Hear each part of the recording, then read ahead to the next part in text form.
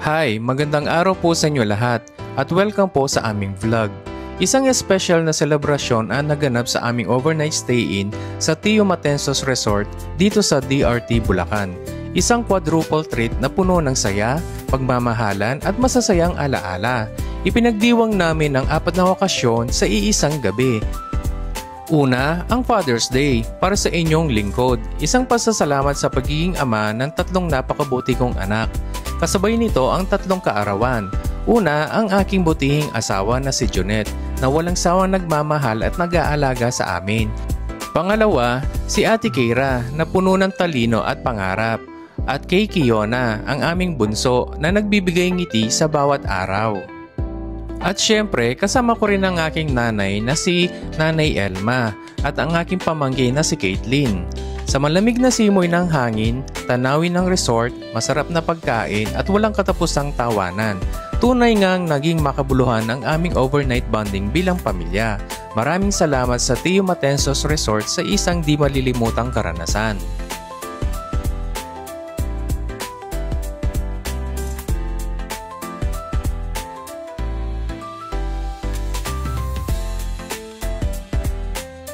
Dito kami unang tumuloy sa registration area kasama ang buong pamilya. Masaya ang bawat ngiti habang kami nagre-register para sa aming overnight stay. Madali at maayos ang proseso. Friendly at accommodating ang mga staff. Simula pa lang ito ng isang masayang bakasyon na puno ng bonding, tawa at alaala. Tara't samahan kami sa aming Tio Matensos Getaway.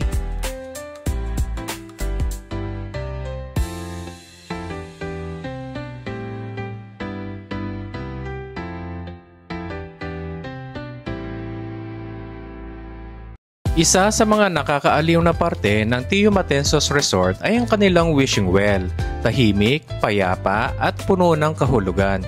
Sa paligid nito, makikita ang luntiang mga halaman at mga punong nagbibigay ng natural na ganda at preskong hangin.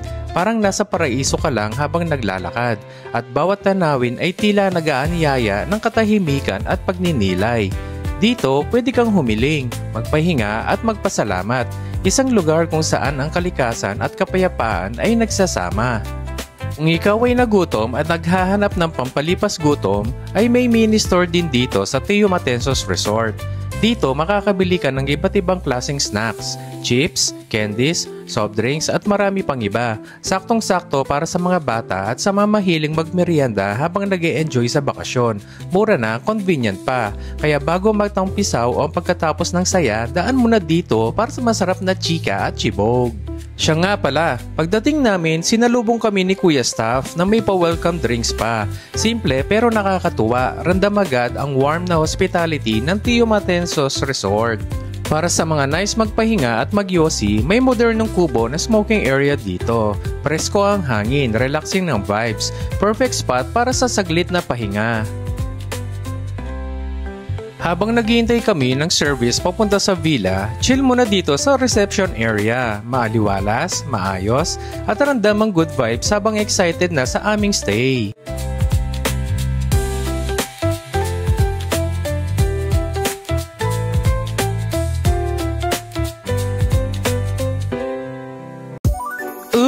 Nyemanaken soy!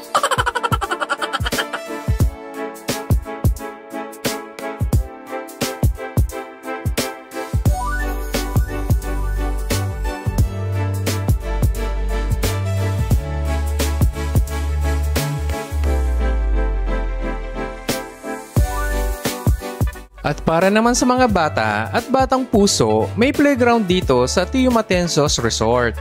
Masaya, makulay at safe. Perfect spot para sa kulitan at bonding na buong pamilya.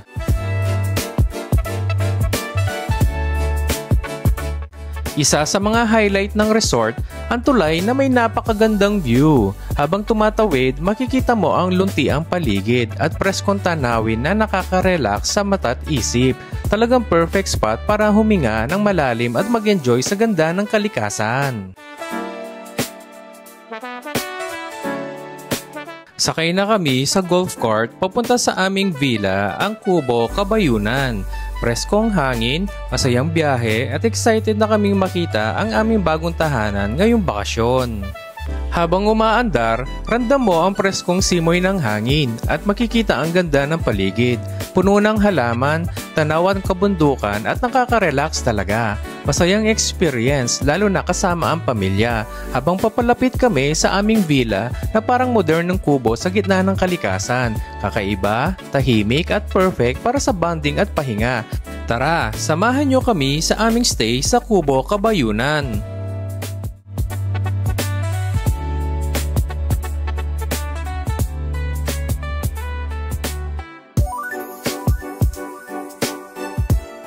Pagkababa mula sa golf cart, sinalubong kami ng kakaibang tanawin, luntiang kapaligiran, preskong hangin, at hagdang bato daang patungo sa aming villa. Tahimik, maaliwalas at punong-puno ng halaman sa bawat sulok. Ang daang paakyat tila bang nag-aanyaya ng kapayapaan at relaxation. Pagdating sa villa, napakaganda ng kabuang disenyo. Modernong kubo na may halong native at rustic feels. Sa labas may taniman, natural na lilim at tanawin ng mini pool area na sobrang inviting. May sariling pool, sunbathing area at kubong pahingahan na perfect para sa kulitan o tahimik na pagmumuni-muni habang nakatingin sa kalikasan. Sa loob naman, makikita ang maayos at modernong kusina. May ref, water dispenser, rice cooker at lutuan. Kompletong-kompleto sa gamit, kaya swak na swak para sa staycation with family and friends. Dining area na gawa sa solid wood, may malambot na ilaw at artwork sa dingding, bawat detalye may puso at syempre malinis at modernong banyo na parang hotel level ang ganda. Hindi lang basta stay ang mararanasan mo, kundi isang buong karanasang puno ng ginhawa, katahimikan at saya kasama ang pamilya. At syempre, ang relaxing at preskong-presko na swimming pool. May waterfalls features pa, nagdagdag sa nakaka-relax na ambience. Saktong-sakto para sa bonding, chill moments o simpleng pagpapahinga habang nilalasap ang ganda ng paligid.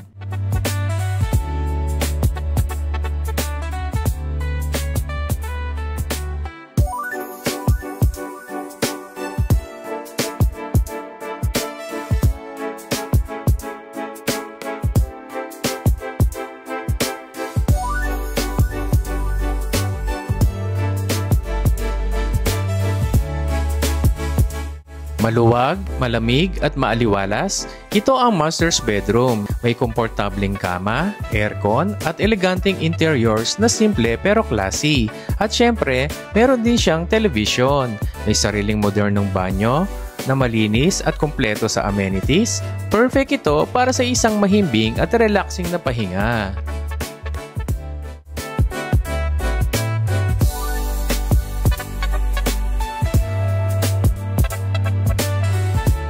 Tara, silipin naman natin ang pangalawang kwarto. Perfect para sa bonding ng buong pamilya o barkada. May double deck na gawa sa kahoy, spacious, matibay at cozy. Sa baba, pwedeng magsama-sama ang kids at adults. Habang sa itaas, enjoy din ang chill spot para sa iba. Presko ang aircon, maaliwalas ang paligid at siguradong relax ang tulog dito.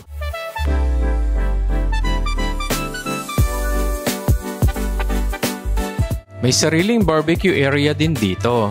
Perfect para sa inihaw na bonding habang fresh ang paligid. Kumpleto sa gamit at ready na para sa outdoor salo-salo. At kung galing ka naman sa swimming, may outdoor shower area rin na pwedeng gamitin bago pumasok sa loob. Practical, malinis at talagang well thought ang amenities dito. Heto na, excited na ang mga bata. Una pa lang, tili at tawa na kaagad.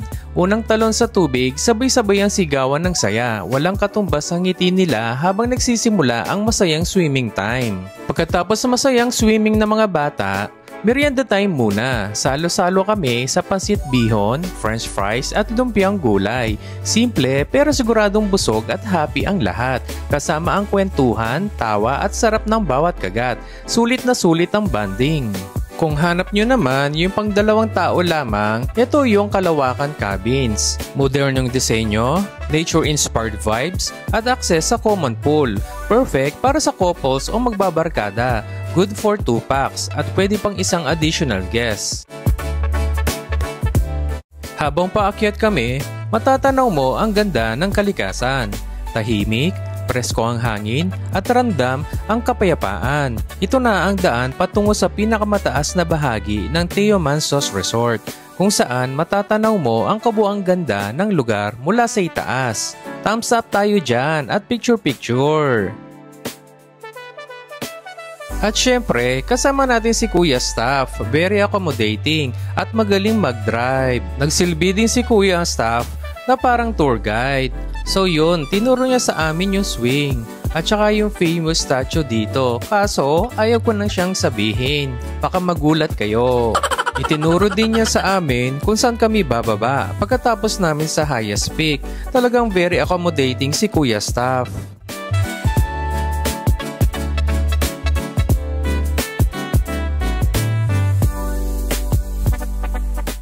Paakyat na kami sa highest peak gamit ang hagdang bato. Bawat hakbang mas lumalapit sa tanawing nakakamangha. Pagdating sa itaas, wow! Sobrang ganda ng view. Presko ang hangin at sulit ang pagod. Ito ang perpektong spot para huminga ng malalim, magmuni-muni at magpasalamat sa ganitong karanasang hinding-hindi mo malilimutan.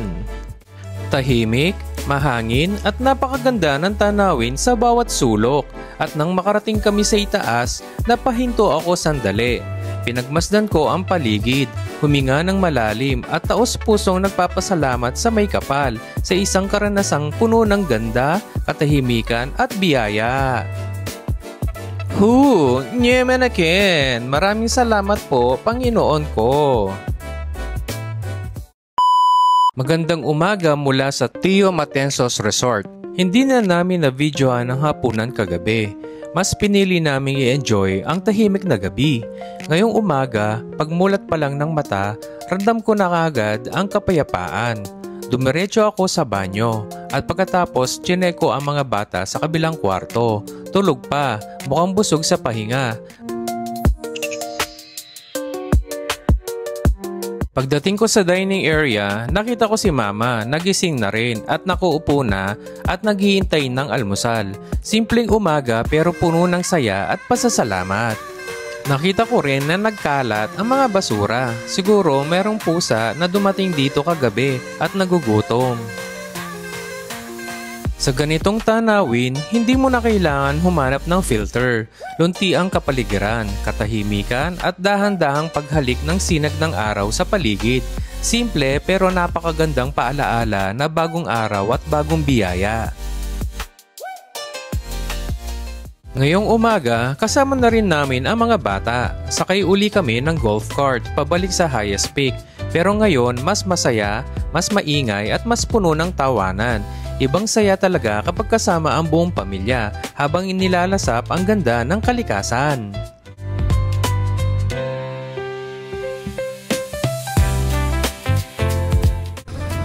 Yan, kita mo? Okay, let's go, kuya. Thank you.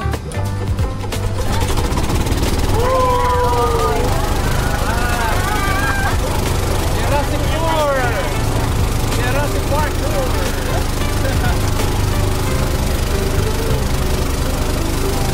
Tabukan na tayo. Video lang yan. Bababa. Mamaya na lang tayo yan. Bababa na lang tayo.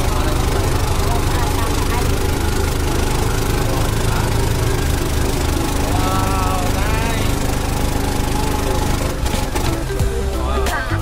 Dito na. Ayos na tayo kagad. Dito na. Ayos na. Thank you, kuya. Sige ho. Thank you po. Picture muna tayo niyan dito sa highest peak. Nakakapagod pero masaya. So, pagbalik natin dito sa highest peak once again. Dito tayo. The kids. Pagkatapos namin mag-enjoy sa highest peak, pababa naman kami ngayon sakay pa rin ng golf cart. Presko pa rin ang hangin habang unti-unting bumababa, sabay tanaw sa luntiang paligid. Excited na ang mga bata, sunod naming pupuntahan ang mini animal kingdom ng Teomansos Resort.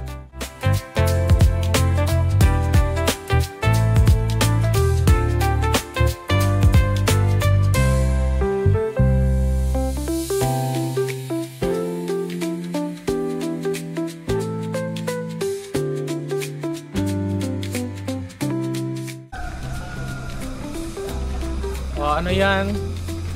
Right now, we're here at the animal kingdom. Lots of animals like birds, monkey. Oh, yan o.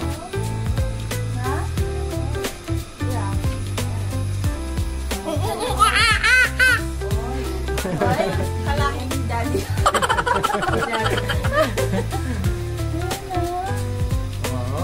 Not so bad. Not bad, it's only grass.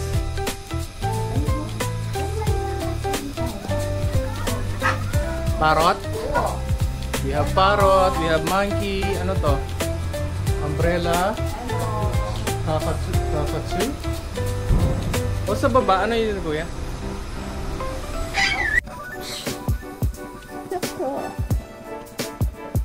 Okay, check natin yan ang ostrich. Ito tayo sa baba.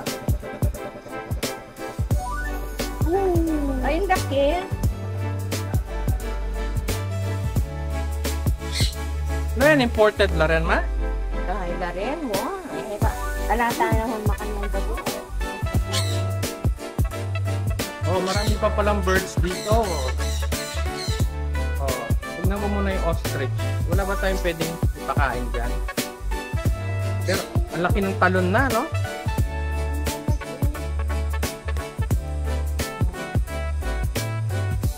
Unang bumugad sa amin kanina ang mga makukulay na lovebirds. Sweet at laging magkasama. May ostrich din na talagang malaki at nakakamangha. Nakakatuwa rin ang monkey na aliw sa paggalaw at panunood sa mga bisita. At syempre may mga ducks din na chill lang sa paligid. Sobrang saya, lalo na para sa mga bata. Isang close encounter sa mundo ng hayop, dito lang sa gitna ng kalikasan. At ang pinaka nakakatuwa sa lahat, ang isang batang agila. Maliit pa ito, pero kita na ang tikas at tapang sa kanyang mga mata. Talagang napakagandang karanasan namin dito sa lugar na ito. Napakaganda at highly recommended po talaga ang Tio Matensos Resort. Naisipan namin bumalik sa itaas at umakyat kami para makita ang hammock area. Tahimik, presko at saktong-sakto para sa pagpapahinga. Nakabitin ng mga duyan sa ilalim ng lilim. Habang tanaw mo ang ganda ng kalikasan. Dito, simpleng higaan lang pero ang kapalit kapayapaan ng isip at puso. Pagkatapos ng masayang pag-ikot, bumalik na kami sa aming kubo kabayunan para sa huling swimming bago umalis. Muli kaming nag-enjoy sa tubig. Tawa, kwentuhan at sandaling ayaw pa naming matapos. At syempre, hindi namin palalampasin ang isang espesyal na bahagi ng araw. Sama-sama naming kinantahan ng happy birthday ang tatlong pinakamahalagang babae sa buhay ko. Simple man ang selebrasyon pero puno ng pagmamahal, saya at pasasalamat. Ang karanasang ito sa Tio Matensos Resort ay hindi lang basta bakasyon. Ito ay pahinga ng katawan, saya ng pamilya at alaalang hindi malilimutan. Maraming salamat, Tio Matensos Resort, sa isang weekend na tunay na sulit sa puso. Kung nagustuhan ninyo ang aming kwento, huwag kalimutang mag-like, follow, comment at subscribe sa aming channel para sa iba pang masayang adventures at bonding moments. Hanggang sa susunod, maraming salamat po. Yemen again! Happy Father's Day po sa inyong lahat!